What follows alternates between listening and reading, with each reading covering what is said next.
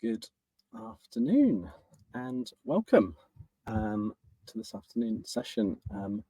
Really pleased you could join us. The topic today, the session's called How to Promote Place-Based Social Value.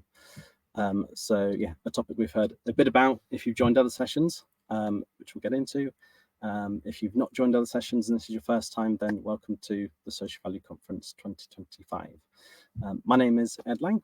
I'm from Social Value Portal and work offering sort of strategic advisory to lots of customers from all sorts of different sectors and industries.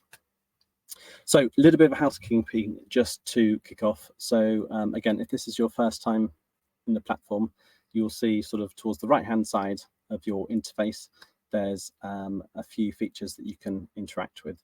So there is a chat feature, which is used, it's been used quite a lot, lots of chatter. So definitely please engage with that. And we've got a few questions at the beginning for you to respond to. There's a sort of dedicated Q&A section. So we'll have some questions towards the end. We obviously got some experts with us that you can put your questions to. So again, please engage and use that as well. So let's get started. This is a masterclass session that you've joined. So lots of the sessions across this conference have had slightly different types and focuses. So there's been some focused on building understanding of a key issue. There's been some that are perhaps broader debates, but this one is billed as a masterclass. And so our aim, our challenge, if you like, is to leave you all sort of more informed and more capable about how to promote place-based social value. And I'm very pleased to say this is a challenge that I'm not doing alone. In terms of the masterclass, we have some experts with us. So if Katy and Maxine, if you want to sort of come off mute so we can see and hear you, there should be a fourth expert in the form of a colleague called Dave, who is struggling to access the platform. So obviously it wouldn't be an online conference without a tech issue. So it might be that he pops up partway through and hopefully he can join us. But in terms of introducing Katy and Maxine, I will let you guys introduce yourself and your sort of connection to the topic today. So let's start with Katy. Hi everybody. So I'm Katy Sneyd. I'm the social value lead at Maximus UK. I kind of have two sides to my role within Maximus. So I work really closely with the bid team and the procurement team to build social value as an offer to organisations. So working in partnerships and at a local level is really critical to that piece of work. And then the other side of my role is to ensure that we deliver social value. So how do we make sure that those relationships with our partners are sustainable and we're actually delivering on the outcomes that we've committed to? It's an area that I'm really passionate about, so I'm dead excited to be here today, and I hope that you get lots out of the session. Wonderful. Thank you, Katy. And Maxine? Thanks, Ed. Hi, everyone. Yeah, it's great to be here today. I'm Maxine Kennedy. I'm an Associate Director at WSP, which is a global built environment consultancy. So we have people like engineers, town planners, environmental experts, and we work on major infrastructure projects globally. I'm a Socio-Economics lead, so I specialise in place economics, social value, and understanding the social economic impact of our projects. So I'm an economist by background, so very much kind of the data side, and I'll go through a little bit of that today. But I appreciate not everyone is that kind of technical expert, so putting it into easy to understand terms and making it accessible. And very passionate about social value, doing more and more work in this space. So it's very exciting to be part of this panel today. Wonderful, thank you. And I'll keep an eye on our fourth panelist, Dave, as I've just heard he's trying to download Chrome because his iPad is not playing to favour. So I'll introduce him as and when he might join.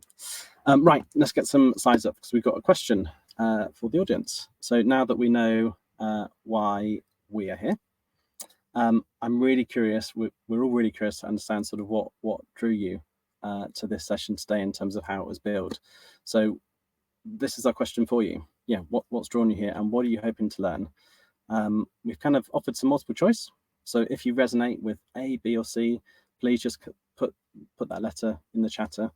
But equally, if there's something else, bespoke to you that you are hoping to learn today, then equally you can put that in the chatter as well. And it'd be really useful for us to hear those things, because obviously we can try and tailor or give examples as we go throughout today. And equally, it might be questions that we can address at the end as well. So just give sort of another few seconds to drop these things in. Lots of A's, lots of C's, couple of B's, I think. So nice big variety, which is brilliant. Loving that. Well, the good news is we will be doing A, B, and C as a treat today. So I'm glad that there's a real mix, and hopefully we can sort of address your needs as we go through this. So really, thank you very much for sharing. Let's move on. So in terms of how this masterclass is going to run, if you kind of joined other sessions at the conference here, or maybe just in your own worlds and lives, the word place-based social value is used quite a lot. And equally with maybe quite a lot of sort of jargon or words within this kind of system and space, it can feel quite conceptual and maybe a bit unsure if people's definitions are the same as yours, or maybe actually there's no right or wrong in terms of what place-based social value means. It might just depend on the kind of the context or the scenario in which it's used. So we thought in terms of a helpful place to start actually might be trying to deconstruct what we actually mean when we talk about place-based social value. So that'd be the first part of the day. We're going to kind of deconstruct it into its kind of component parts. We then have our experts who are each going to focus on a component part each to talk about how they would approach that component part in relation to a place-based approach. And if Dave joins us, which I'm really hoping he will now, he will be doing a fantastic real life kind of case study to bring all of this learning to life as well. And then we'll end with some Q&A time, which we will ensure we've got time for. So hopefully that sounds like a good session to you all. And let's get on to sort of the rest of the context setting. So we're going to start with a definition in terms of kind of deconstructing. So if we move to the next slide, we've kind of, as a group, we were debating this. And we thought this is kind of, let's try and create a really simple definition that we can all speak to and we're all on board with. And that is this, place-based social value is a scenario in which key agencies, organizations, and systems in a region are working together to achieve a common goal. Nice and simple. And I'm sure it's something that you're well versed in. And in terms of what that scenario is, that might depend. Maybe it's a kind of a contract if it's related to the public sector and delivery. Maybe it's just a regional project or program, but overall it's working together, achieving a common goal. And before we get deconstruct it, just a quick step back and a reminder of actually why we think this is so important and why it's mentioned so much, especially over the last couple of days. Actually, there's a sort of foundational, just minimum reason why it's important. That's kind of one of compliance, with the shifts in a sort of procurement context and with the guidance that procuring bodies are now needing to use. Actually, it says social values should be tailored to local needs. So there's just a foundational level of why, one size doesn't fit all, and context is important when it comes to social value. Equally, there are limited resources. We can't shy away from that. And actually, we want to put the resources we do have in a place to best use and to reduce kind of wasted effort, and actually making sure each contributor or actor is really playing to their strengths.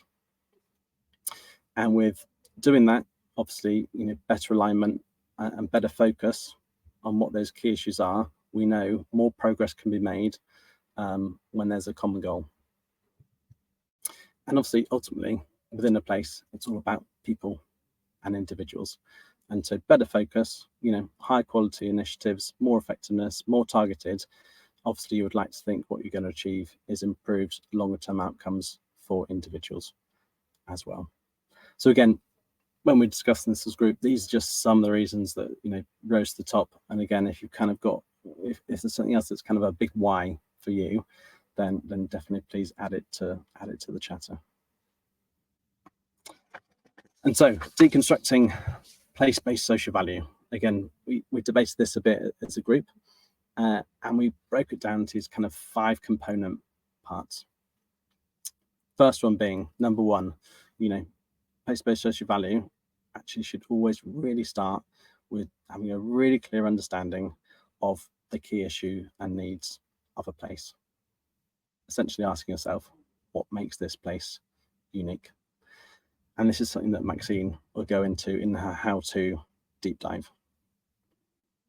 Component number 2 is defining, as a result of understanding the needs, actually defining a specific common set of local priorities. You know, what is that major issue that all contributors can get behind?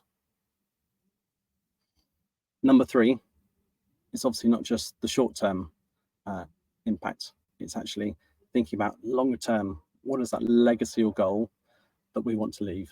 Maybe in a place-based scenario, a project or a contract might end, but that place will still be there. So how can we ensure that we're leaving a real positive legacy well after a scenario in question? Critically, another component is actually, you know, think about that place, and it already has, you know, kind of the systems and people in place already, and actually how can we use what and who is already there? And finally, you want to think about how a place-based project can achieve sort of system harmony. You know, who are those expert organizations in which field, and how can each play a focus part? So that's just a little bit of context setting. And what's going to happen now is our 2 experts today are going to go into one of those components each into detail in terms of how to, and to kind of make it as practical as possible. We're doing it sort of on the platform of a fictional scenario. And that scenario is that there is a project in a region called Project X, and Project X is, you know, strategically important for this place. And as part of it, we really want to ensure there's, you know, good quality kind of skills and work outcomes, especially for individuals who are sort of furthest away from that sort of job market. So that's just kind of the scenario which we're going to talk to, and I will hand over to Maxine to do a deep dive into how to understand the needs of a place. Thanks, Ed. Okay, so I'll speak for about 10 minutes now, and I'll guide us through how to get a clear understanding of the key issues and needs for Project X. Next slide, please. So to begin any place-based social value initiative, it's really important first to develop a deep understanding of the specific issues and needs that are unique to an area and a community who are involved in and potentially impacted by your project. Basically, this is all about creating an evidence base that will inform how we identify and then select our social value programs, initiatives. So we often call this process a local needs analysis. Some of you hopefully will be familiar with this terminology already, but if not, that's what we'll go through today. The UK Green Building Council has a really good definition of this, and it really places emphasis on the fact that a local needs analysis is a process. And I'd really like to emphasise that this process should be quite iterative. So throughout the local needs analysis, you should be evaluating, sense checking what you have found out so far, and continue to build, you know, from more information you gather from hearing from different people. So a local needs analysis includes a wide range of social, economic and environmental factors. That's how we define social value, social, economic and environmental. So we look at things such as employment, health and well-being, education, housing, transport and environmental issues. So the purpose of this is to answer what makes your place and community unique. What are the specific challenges here? What's already working well? And what's potentially on the horizon? So maybe some new major projects coming forward in an area, forecast demographic changes like an ageing population or potentially some policy changes coming in. So what's happening now in an area, what might be coming forward, and how might your project interact with all of that? Next slide, please.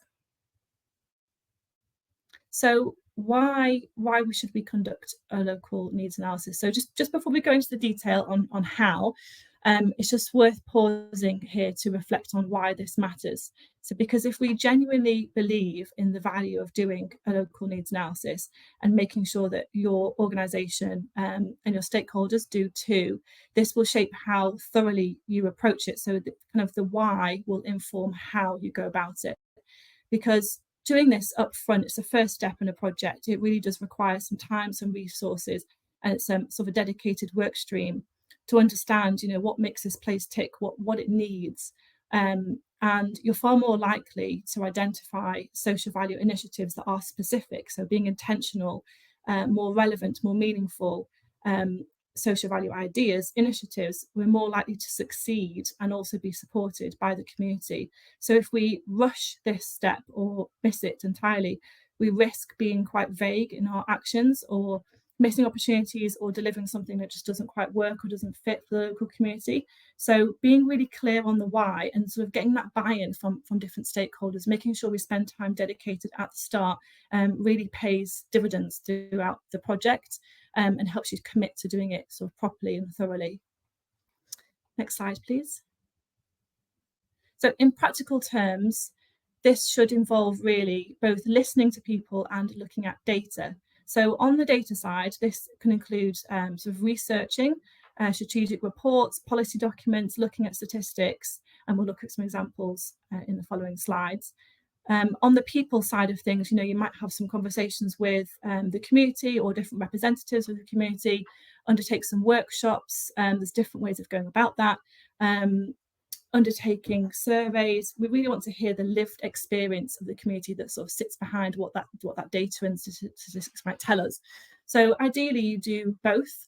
And also what's quite useful is that undertaking that desk-based piece of work first can help you prepare for the conversations you might have. So doing a bit of homework first can help inform how you speak with the community, what questions you might ask, how you kind of go about that, and it can help build trust with those conversations as well.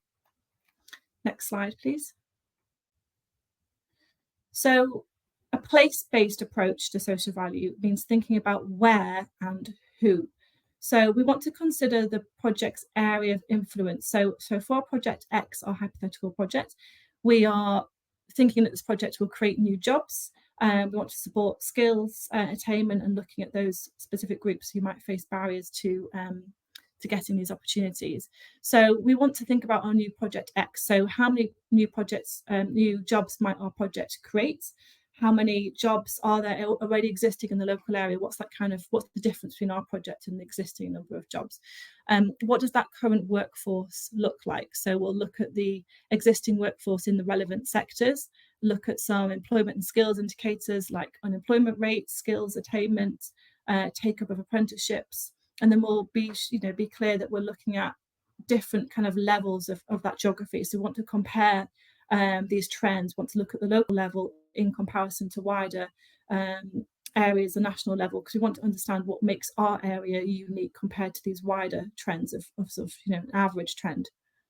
We also think about function.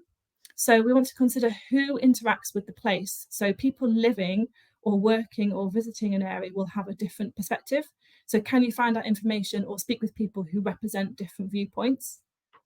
And characteristics, we need to pay attention to groups who may be disproportionately affected by your project, such as people with disabilities, older residents, or minority groups. So for Project X, we want to think about maybe what's the proportion of people who are working, who have a sort of a long-term health condition or a disability, or who face challenge in accessing new employment opportunities in that area. So we want to look at those trends, again, in comparison with the wider profile to see what makes our area unique.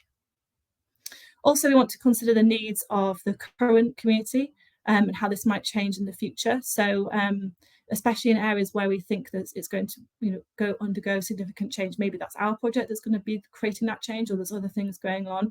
I'm currently working on a project in in Maidstone in Kent for a strategic new settlement called Heathlands Garden Settlement. It's a big settlement for about 5,000 new homes.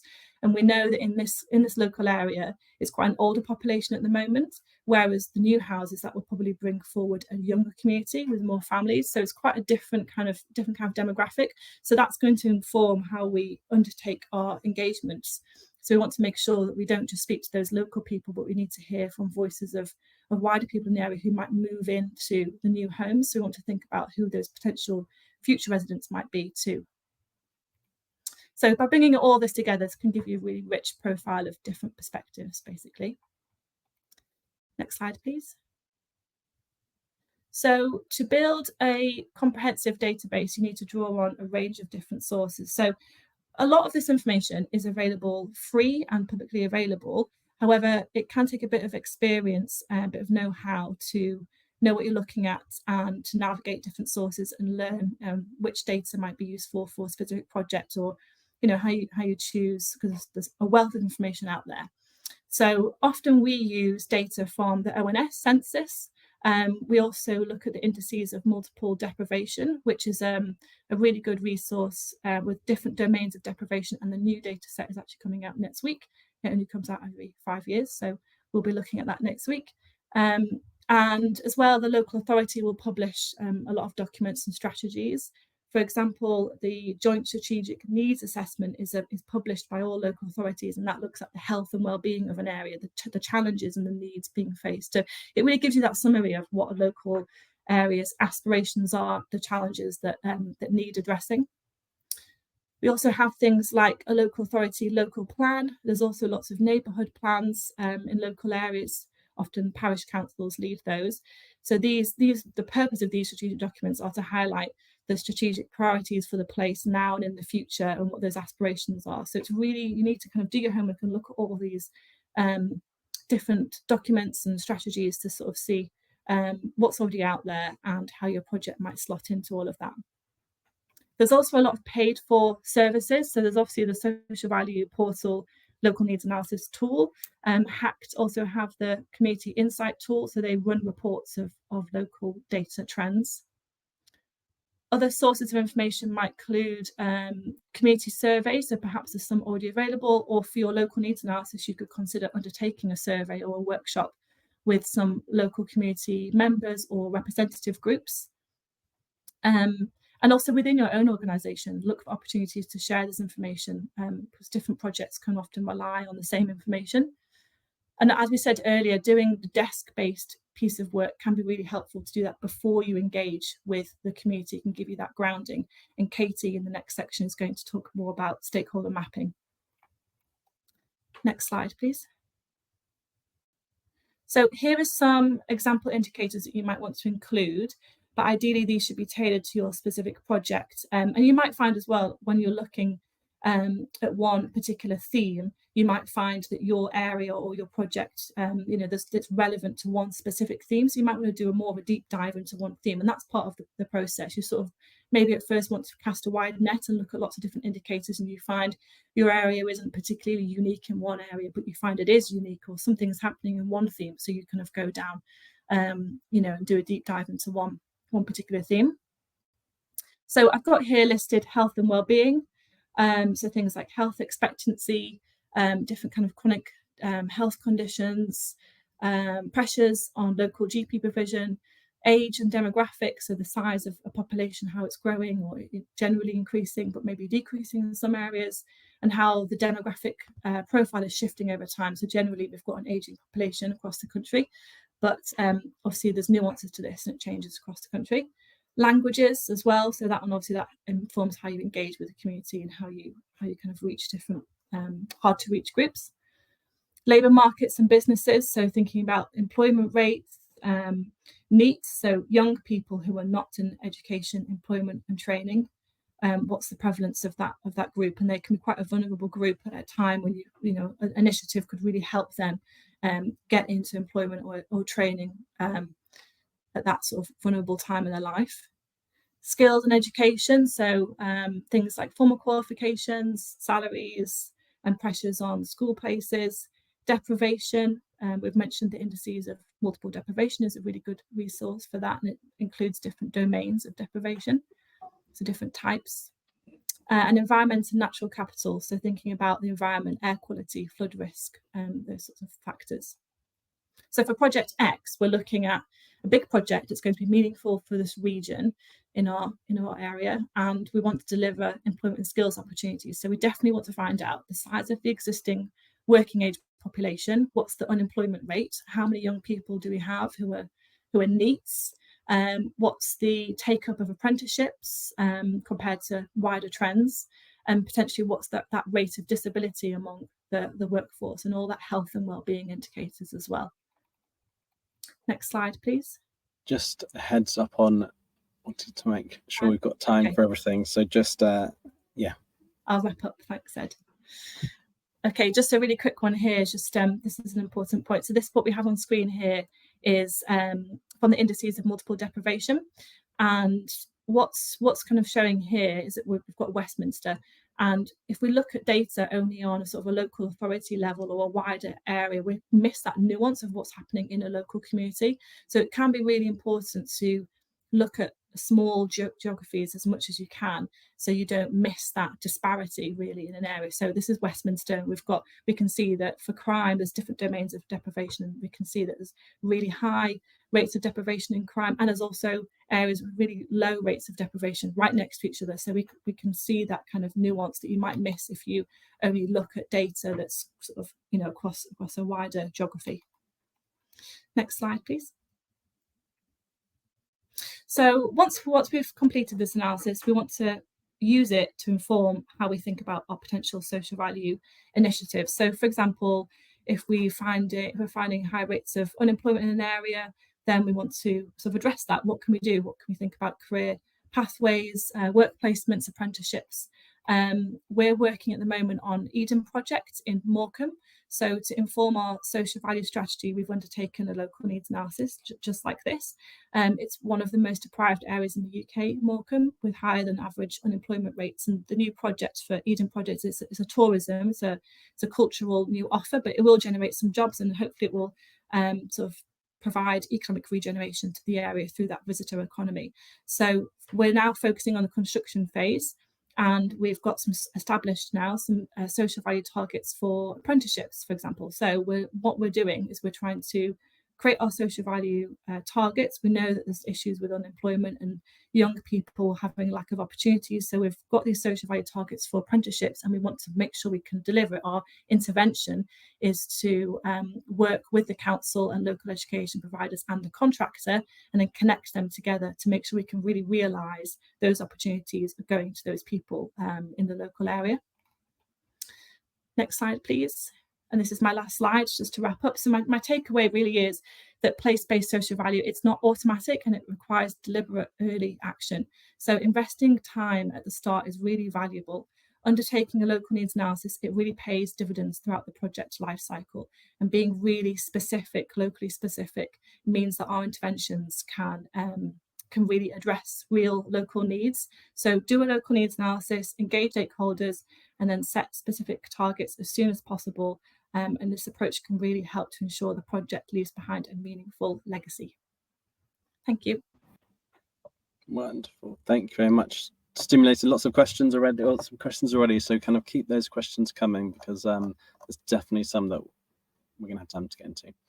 So that's brilliant. Okay, so we've done a deep dive on component 1, which was how to do the local needs analysis. We've kind of cherry picked component 4 of those 5 components we introduced. And this is all about kind of how to identify the systems and sort of people in place already. So I'll hand over to Katy.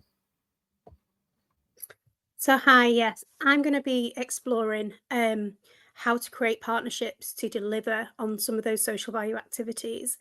So if you go to the next slide, please. I've imagined that we've done that local needs analysis, and we've actually picked an area that is of high need for that local community. Before you start to find any partners, it's really important to have a clear mission on why you want to collaborate. Anybody that was on the early morning call today heard Paul Callaghan talk about thinking about why you want to do something, not just how you want to do it. And this, for me, applies to partnerships as well. So your mission needs to be really clearly communicated to any partners so they understand what the expectations are. So here, for this workshop, we're using the example of increasing employment opportunities for young people who are not in education, employment or training. So that's going to be our key goal as we think about all the different partners that we're going to be looking at in a local area. So next slide, please. So where do you start? Straight away, my advice would be don't focus on the problem of an area, but think about the strengths of the place and how you can tap into it. So think about, who do you already know in an area that is a potential partner? Do you have existing partners that you've worked with previously? Are there any suppliers from your own supply chain that could support you? There might be some well-known organisations that are well established within the area. And then also think about, how can you connect with your local council? They are often a gateway to so much information and so many people that are working at a very local level. So make use of the things that you already know. Next, think about desktop research. We're all joining today on laptops or tablets. So we've got a world of resources at our fingertips. AI has made research so much easier and so much quicker. However, my advice would be to make sure that you're using really succinct questions when you're using AI. So the more specific you are, the more information it's going to give you that will be specific to what you want to achieve. I've also included here some government websites that are really useful to give you local information. And I think sometimes we forget that the government has all of this information already there that we can tap into.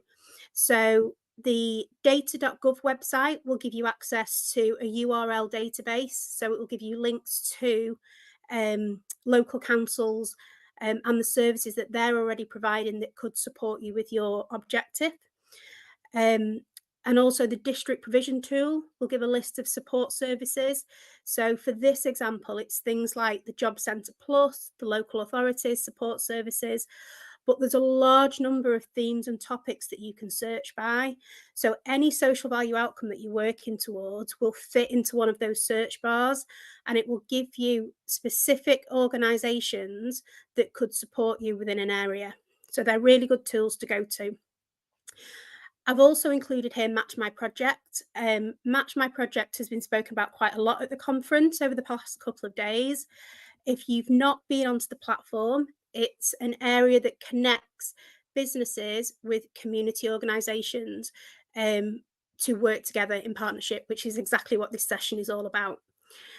And then lastly, I've included your local government authority. So go onto those local council websites and do a bit of a deep dive in them. They will have community directories on there. There might be partnerships. So for this example, I've looked at local cultural education and partnerships. There will be established community networks that you can tap into. So don't ever think you're starting from scratch. They'll already be established there. And particularly for VCSE organisations, quite often there is a VCSE infrastructure group which will be supporting all those charities, those community organisations. Go and talk to them to find out who it is that you could be working with. Okay, next slide, please. So once you know who the potential partners are, my advice would be to map them out. As an example for this project, I've identified a number of different partners, but what I'd like you to do is to really keep in mind what they could do to support the overall objective. So here, we're looking at youth groups. They could already be having relationships and connected to young people who are NEET. So they'd be a really good resource to do a consultation with to understand what local priorities are. Then you've got schools and colleges. loads of schools and colleges are already delivering skills workshops. So how can you link into that? Employment services, so Job Centre Plus, all those kind of organisations, they will understand what the local needs are already. They'll be able to tell you actually if there's skills gaps there.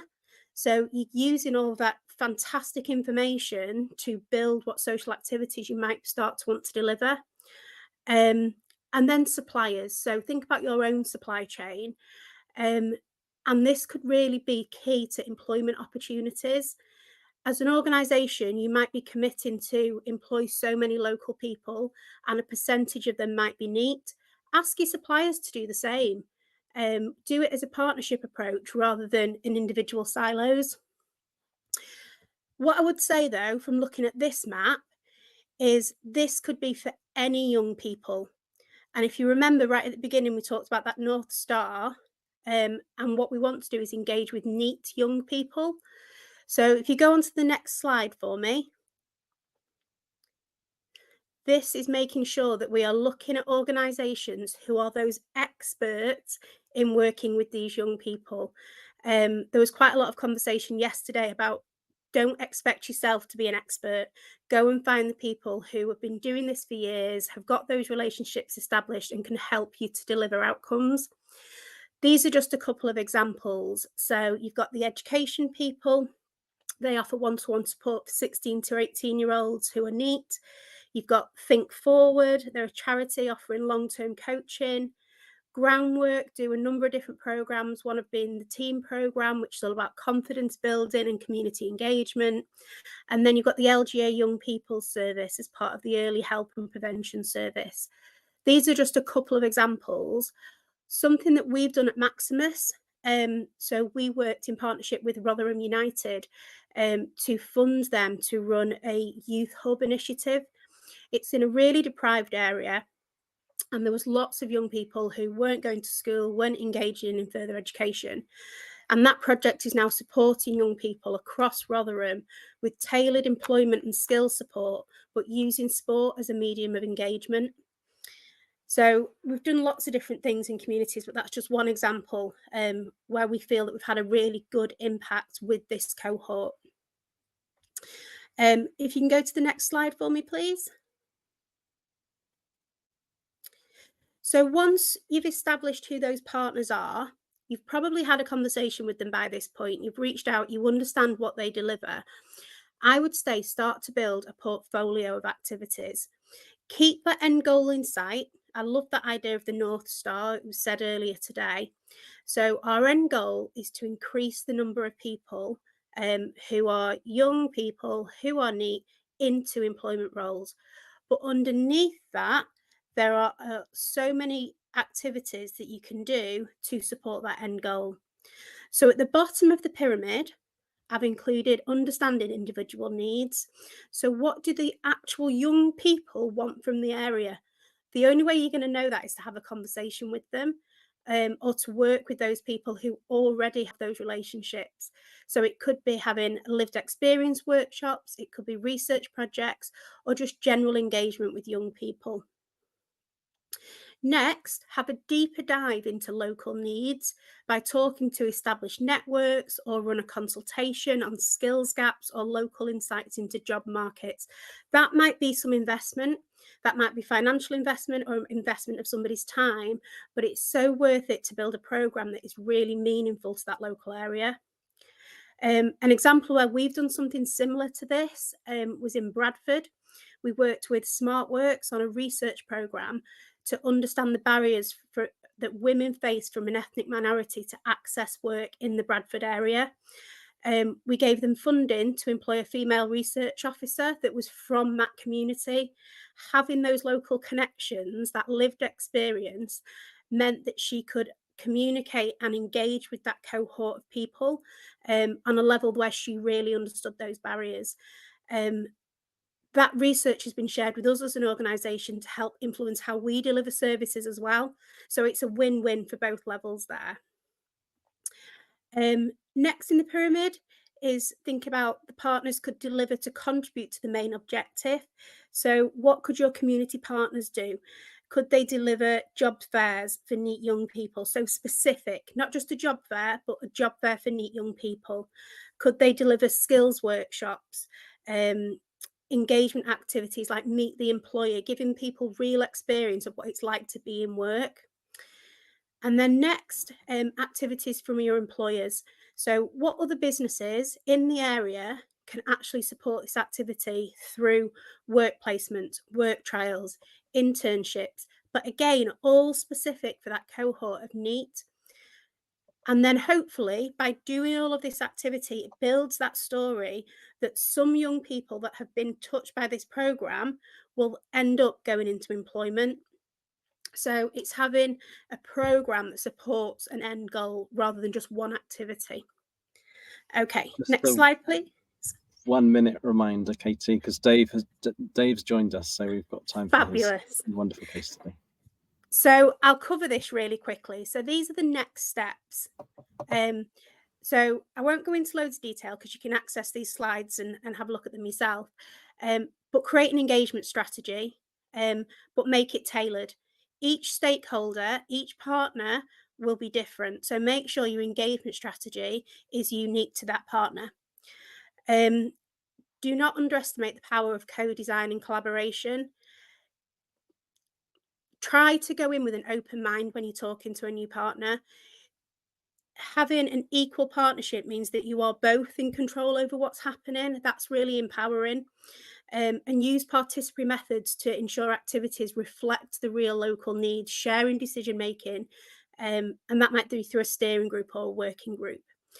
And then lastly, the delivery and support of the project. You've done all the pre-work. Now the great stuff is you're going to deliver it. Think about what can you do as an organisation to support your partner. Could you provide funding, resources, capacity building, just to ensure that delivery happens. At the very bottom of that slide are a number of toolboxes. They're all different resources that you could use to help you achieve those things. And the next slide is just some key takeaways from this session for me. So first of all, have a really clear objective. What and who do you already know? Research using all available tools, map local provision, but keep the objective in mind. Know what activities will support your objective and have a clear engagement strategy. Don't underestimate the power of co-design. Project manage the delivery. Treat it just as important as any other delivery service in your business, and keep communicating. Don't forget about those partners once the project has started. And that's me done. So I'm glad to hand over. Wonderful. Thank you, Katy. Stimulated lots of chatter as well. And I'm very pleased that I think Dave has joined us, our third expert. So maybe just come off mute and turn your camera on if you're able to, Dave. Great. Can you see me, Ed? Yes, we can see and hear you. Awesome. So obviously, we've done some theory in this session. Dave is here to bring it all to life. Was a wonderful example in his region. So I'll hand over to you to introduce yourself and share your case study. Okay, great. Thanks, Ed. And apologies, I was late joining. I had to get our VPN system disabled to let me in, which wasn't a problem when we did our dry run. Amy, can you go to the next slide, please?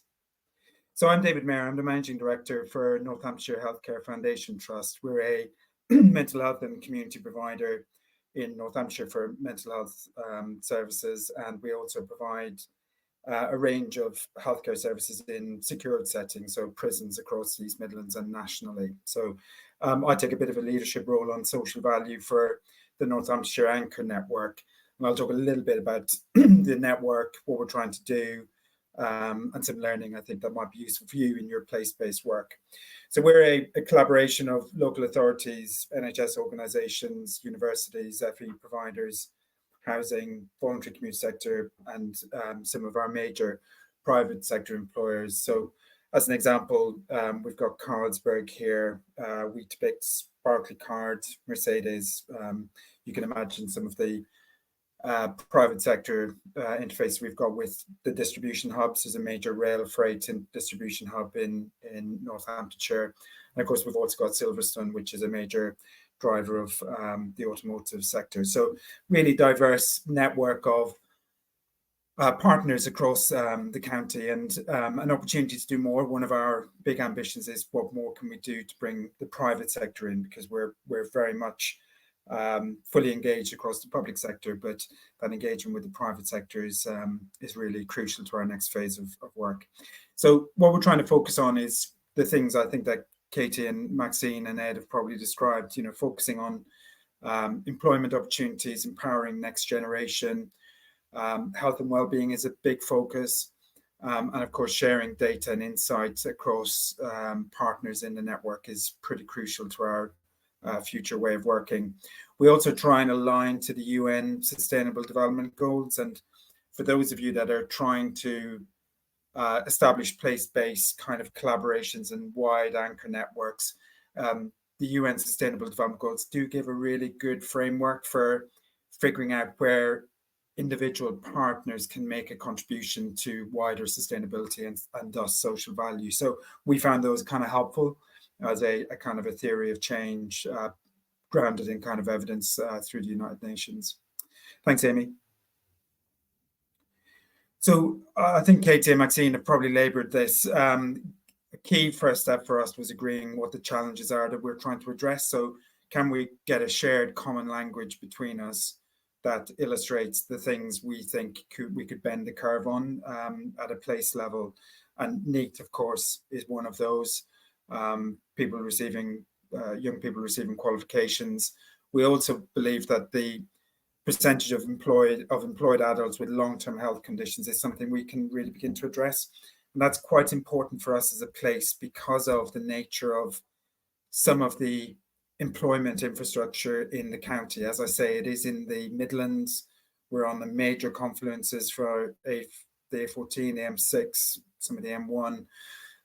Plus we've got our rail interface with in Daventry. So we do have a lot of warehouses and a lot of potentially could be perceived as unstable employment. So people having long-term health conditions in employment, we might have judged employment to be a driver of health gain, but actually the type of employment is really important. And of course, we do see people with occupational illnesses from the work that they're doing locally, and that will be common to you in your places too. We do have fewer smaller enterprises, as I've said, bigger footprint from private enterprises. That brings into focus the opportunities with social enterprise and voluntary community and faith sector organisations. They're really important to providing the glue between some of the bigger anchor organisations in the county. And of course, landfill, again, going back to the Sustainable Development Goals, it being about the wider sustainable opportunities in a place. Thanks, Amy. So the opportunity we felt was important for us getting our wits together as a partnership was agreeing where we were starting from.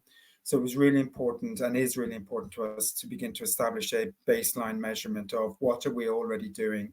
And Katy described this in her session around mapping.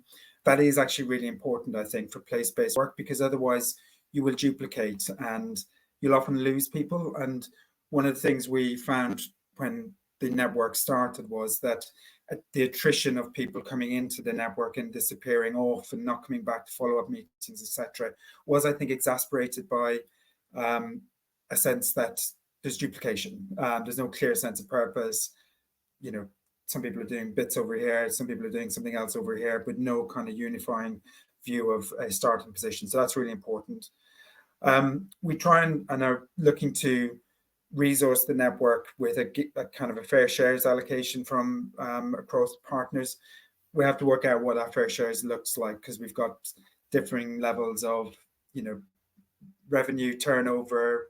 Some are big, my organization is a £400 million turnover organization. Some organizations are $1 billion. So we've got to figure out kind of a relative approach to how we resource that, and we're working with the Social Value Portal to help us think that through.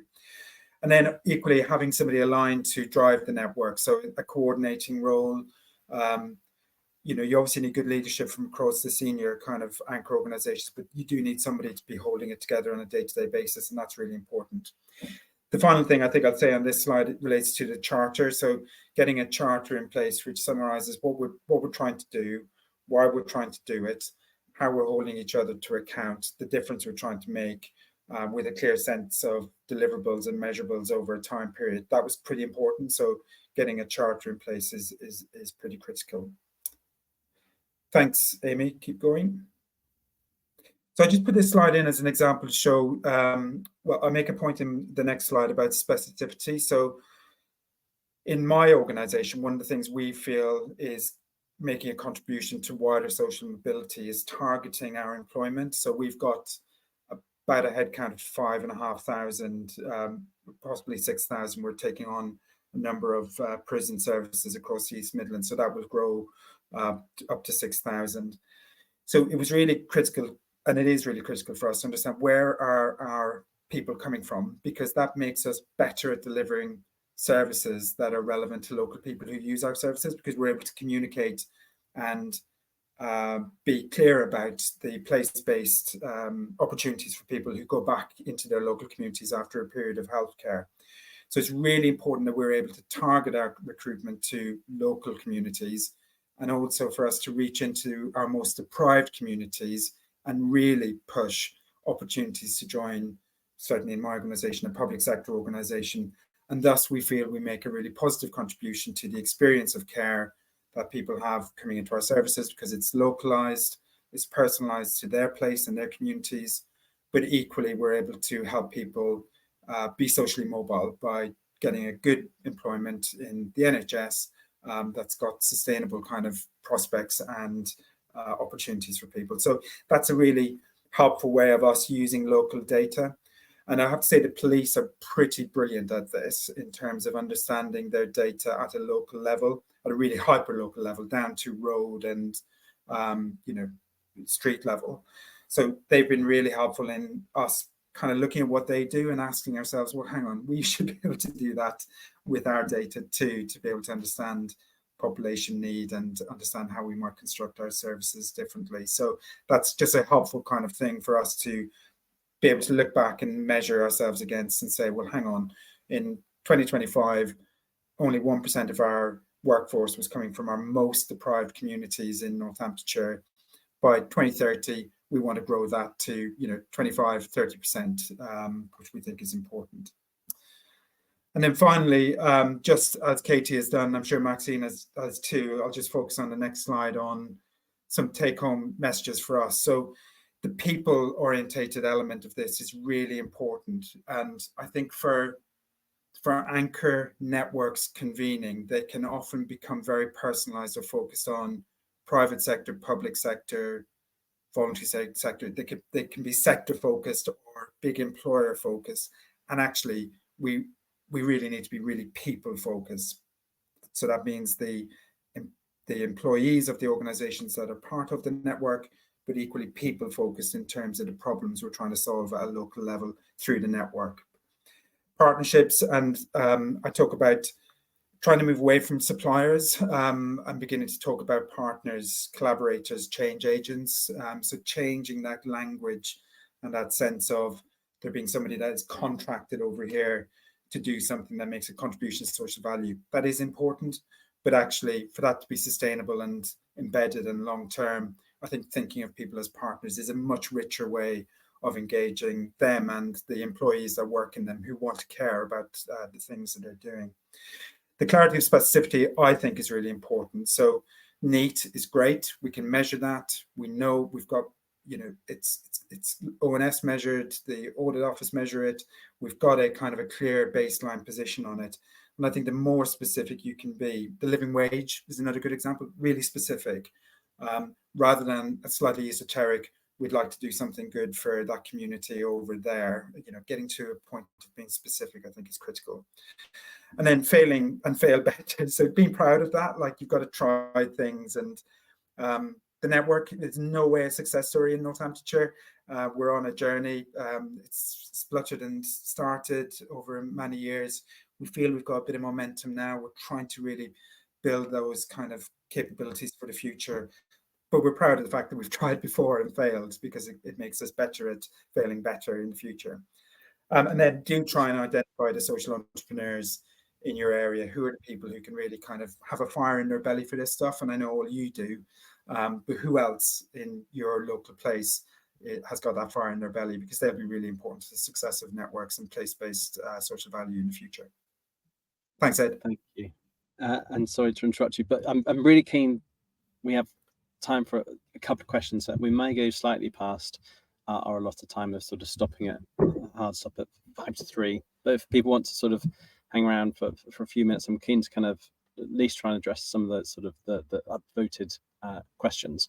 So I want to start with a question from Amy Neal, who asked, as a localized charity with an immense understanding of local need, we have actually never once been asked or approached for help by an organisation for the intelligence that Amy's charity has. Clearly, companies are looking for intelligence. So how do we find each other? So who wants to take this on? Katy, I know you talked about sort of partnerships a bit. So do you want to sort of, give your view?